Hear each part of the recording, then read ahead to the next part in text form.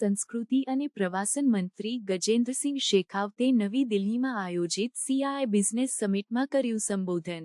મંત્રી ગજેન્દ્રસિંહ શેખાવતે જણાવ્યું હતું કે ભારતની સંસ્કૃતિ અને પરંપરાઓ દેશની સૌથી મોટી શક્તિ છે।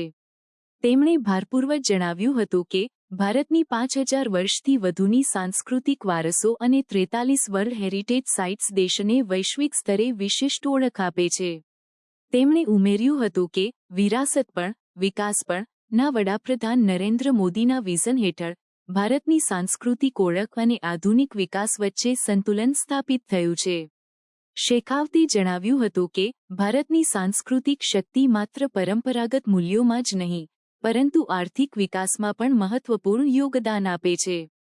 તેમણે ઉલ્લેખ કર્યો હતો કે કલ્ચરલ ઇકોનોમી હવે ફોર્મલ ઇકોનોમીમાં મહત્વપૂર્ણ ભાગ ભજવી રહી છે અને આ ક્ષેત્રમાં રોજગાર અને આવકના નવા અવસરો ઊભા થઈ રહ્યા છે। તેમણે ઉમેર્યું હતું કે ભારતની સંસ્કૃતિ અને પરંપરાઓને વૈશ્વિક સ્તરે માન્યતા મળી રહી છે જે દેશની નરમ શક્તિ તરીકે કાર્ય કરે છે।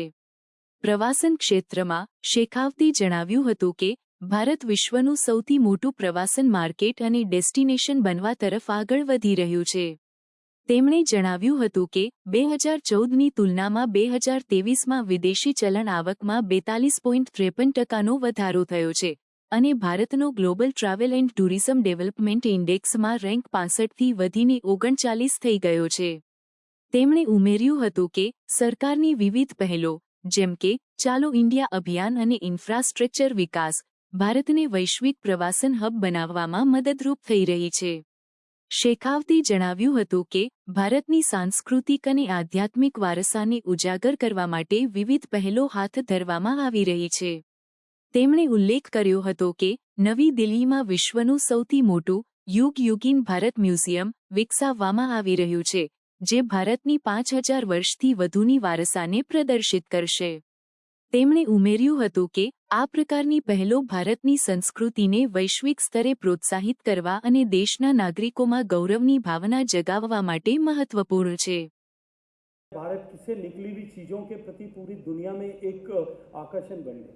योग दिवस आने वाला है, पूरी दुनिया योग दिवस सेलिब्रेट करती है। आयुर्वेद के सिद्धांत इन सब की चर्चा जो है वर्षों से कर रहे थे हमारे देश में, लेकिन भारत की स्थिति परिस्थिति बदली इसलिए आयुर्वेद की स्वीकार्यता पूरे विश्व भर में बदल गई।